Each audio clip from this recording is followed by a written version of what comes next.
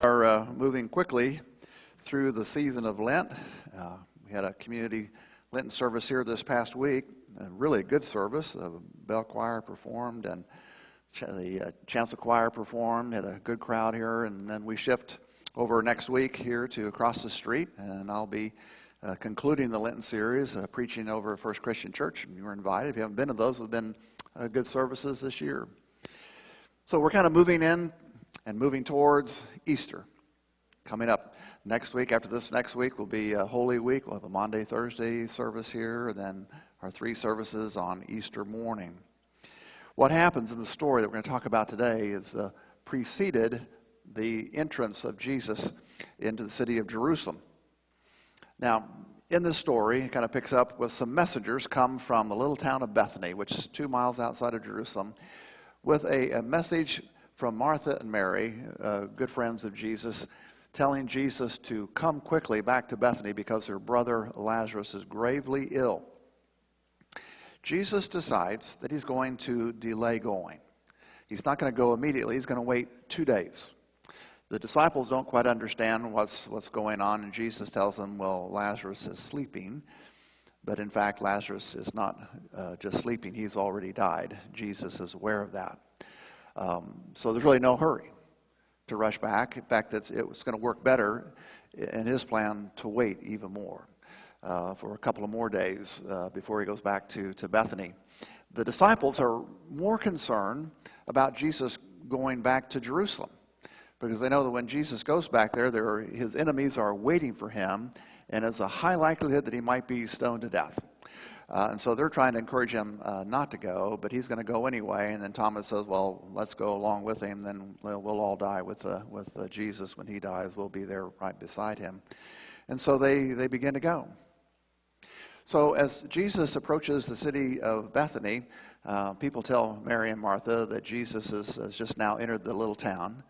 And so she comes out to greet him, and she says, Jesus, if only you had been here, my brother Lazarus would not have died. You know, as I was kind of looking at that story this week, you could kind of take that comment 2 ways. She might have said that with a tinge of sarcasm or even anger, because he waited extra long to come. And she may have been saying, well, you're finally here. Had you come a little bit earlier, maybe this all could have been avoided and you could have done something for Lazarus. Or she may have said it just like probably most of us kind of take it, oh, Jesus, if only you'd been here just a few days earlier. You could have saved my brother Lazarus. And he looks at her and he says, your brother will rise. And she misunderstands what he's saying. And she says, yes, I know that Lazarus will rise again at the general resurrection of the last day. And he says, no, I am the resurrection and the life. Whoever believes in me, even though they die, yet shall they live. And everyone who believes and lives in me will never die.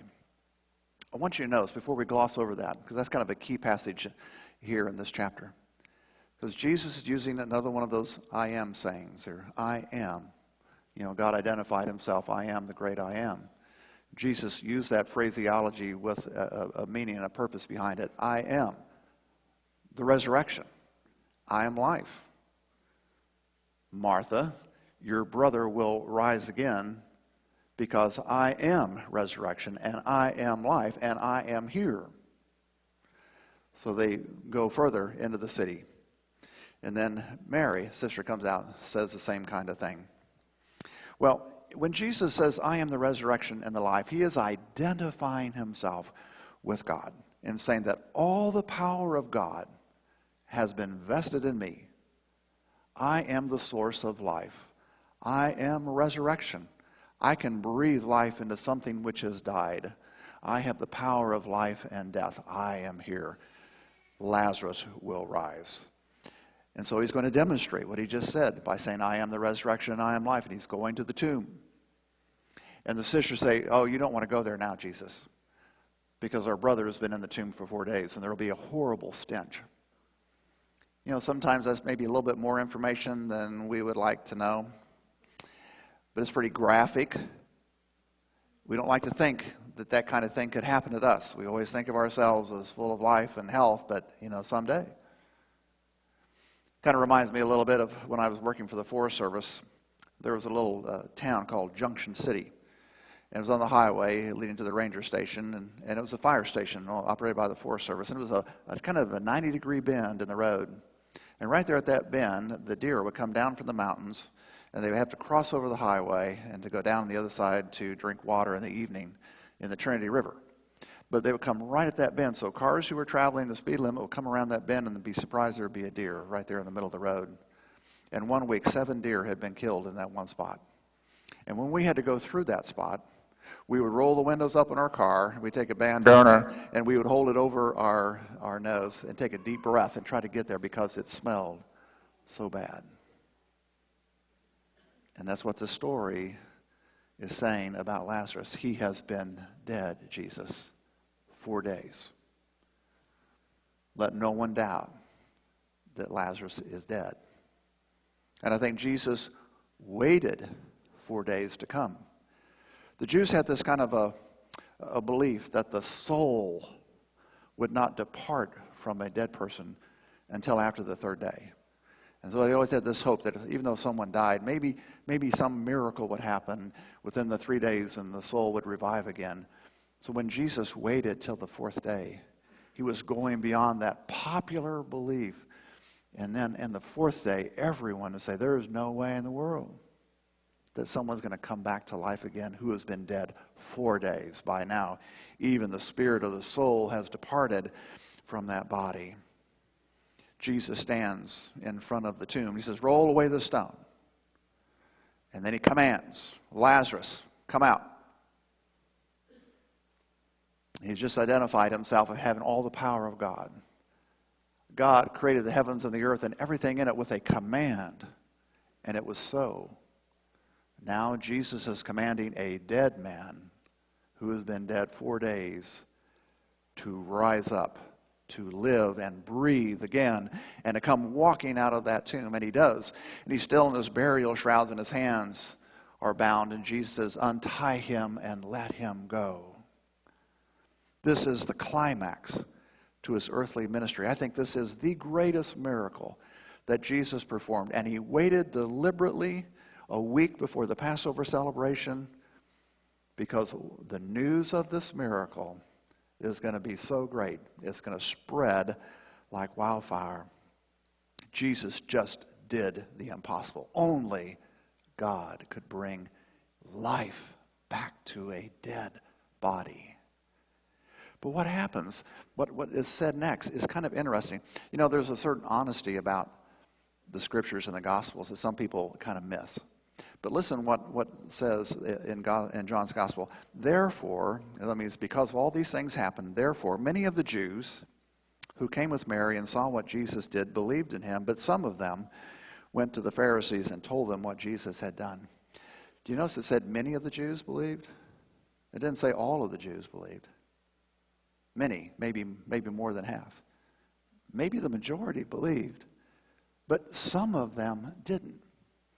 And some of those who did believe were not happy with what they had just seen, and they went straight away into the city of Jerusalem to tell the chief priests and the Pharisees what had just happened 2 miles outside the city limits in the little town of Bethany. The witnesses here to this amazing miracle are divided not so much by whether or not they believed in what had just happened, what they had just seen with their own eyes, but they differed in their reaction to it. And for some people, it didn't make them happy to know that Lazarus had been brought back from the dead and Jesus had performed this act. If I had been there, and if I had seen that with my own eyes, I think I would have fallen to the ground and I would have begun praising Jesus Christ as God Almighty, because no one can do anything like that except God. And I had just witnessed God right in front of me doing this most amazing miracle. There could be no other explanations, and Jesus knew that there could be no other explanations of that. It would erase all doubts. If anybody had doubts in who he was, this was sure to erase those doubts, you would think. But it was because of this reason.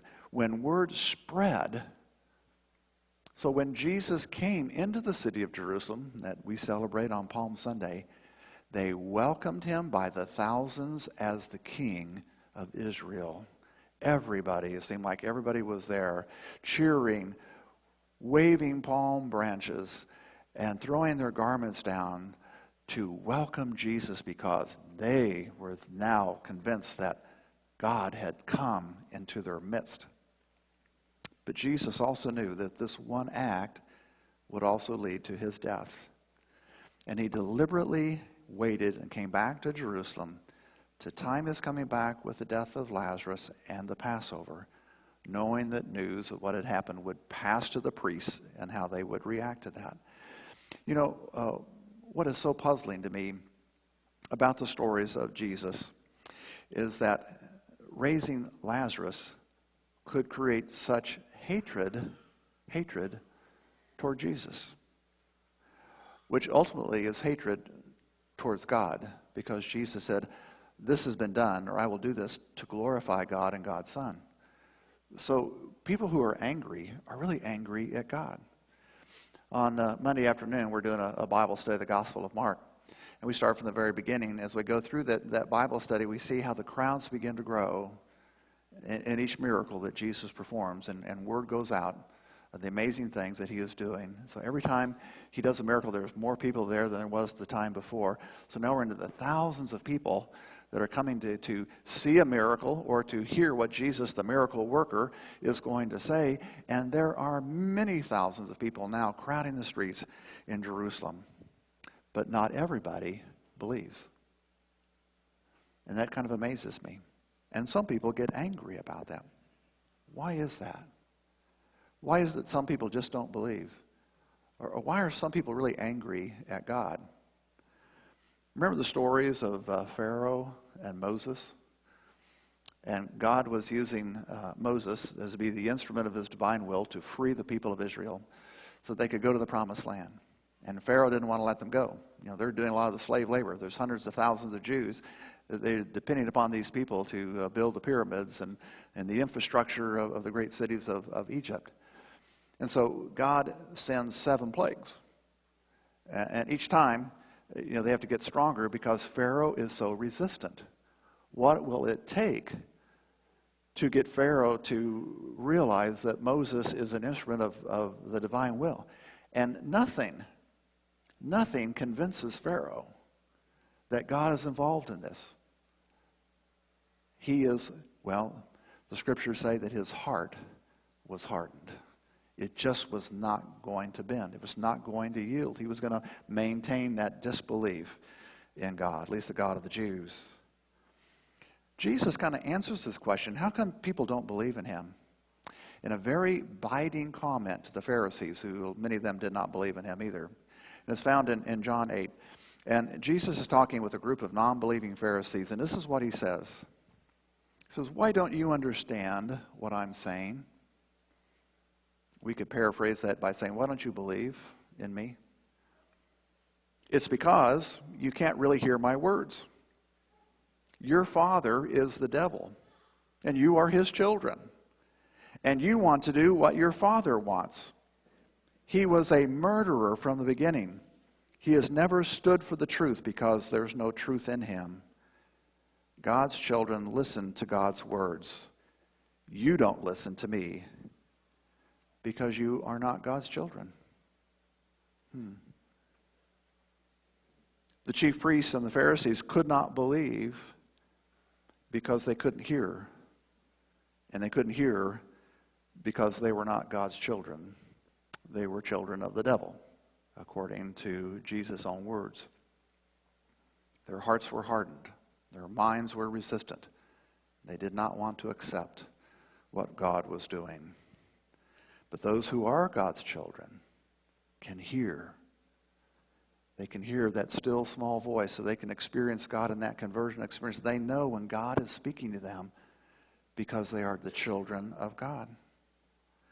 You know, John has a certain slant to his gospel. And his slant is to proclaim Jesus as God incarnate, or the Word made flesh. And the Word was made flesh so that Jesus could give his life up to give life to everyone else. Which is to say that without Jesus, sin is so deeply ingrained in us. It is has such a powerful influence over us and has corrupted us so much that we are powerless to save ourselves and really to turn to God, and that's why we need a Savior. The punishment for sin declared by God was death. Jesus, knowing that we cannot save ourselves, steps before us and saves us by sacrificing himself. And that's where the doctrine of the substitutionary atonement comes from. Jesus gave up his life to give life to everyone, not just to some, but to everyone. Universal grace given to all people.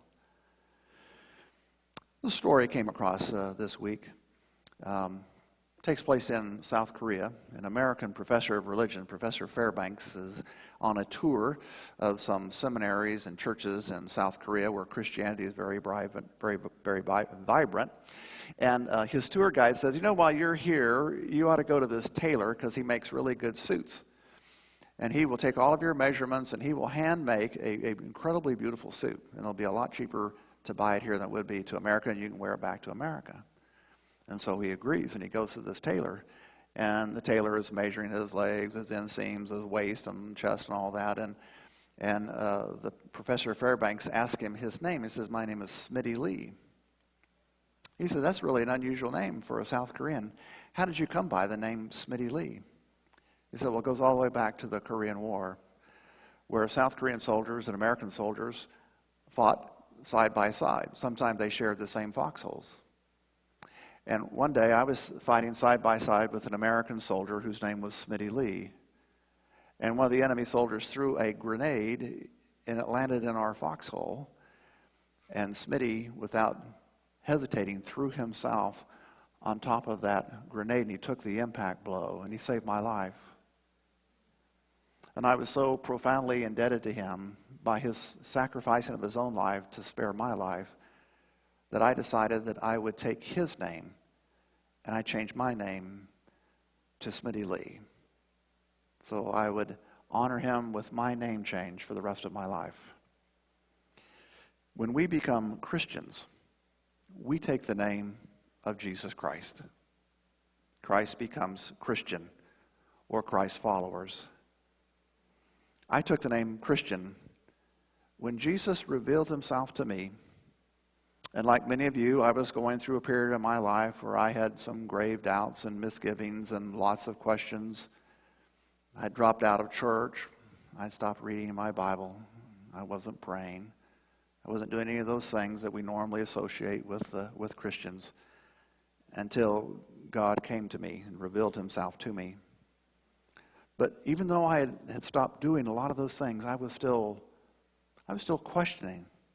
I was still asking lots of questions and seeking answers to really understand, is this Christianity really legitimate and true, or is it not? I'm a college student. I'm getting all the intellectual stimulation of my college classes. But it wasn't my pastor who convinced me really to become a Christian. It was my girlfriend and a college Sunday school teacher and a college minister. And working simultaneously, they convinced me of the reality and the truthfulness of who Jesus Christ was. And I had my own sort of impact and conversion experience, and my life changed. But even though I had kind of drifted away, I was still seeking and looking for answers. I hadn't stopped that.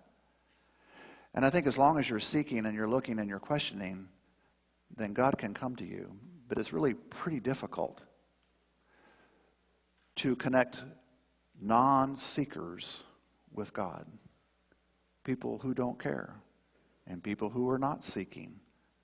And I think David is kind of experiencing that the past more than half a year now. People he's trying to reach who are outside the church. It's just hard to connect with people who are not seeking after God's truth. But Jesus said, "Seek and you will find, ask and it will be given, knock and the door will be open." Because everyone who seeks will find, and everyone who asks will receive. if you're seeking, if you're looking for God, if you're looking for a deeper, special kind of relationship, God is going to meet you in that search. Jesus said also in the Gospel of John, when I am lifted up, I will draw all people to myself. Now you can take that passage two different ways. One, you could picture Jesus lying on the ground and his wrists are being nailed into the crossbeam that's called the patibulum. And when he is nailed in place, then soldiers will lift that patibulum up into the central, the perpendicular part, which is called the stapes. And they will attach it, and he will hang there, and they will nail his feet down to that part of the cross where his feet were to go. When I am lifted up, when I am crucified, when I am dying for humanity, it will be for all the people. But it also means when we lift up Christ in our lives and by word of mouth, and we tell other people about who Jesus is, we are lifting him up. And Jesus says, if you lift me up, I will draw all people to myself. Would you bow your heads? God, may we have that kind of courage and strength and faith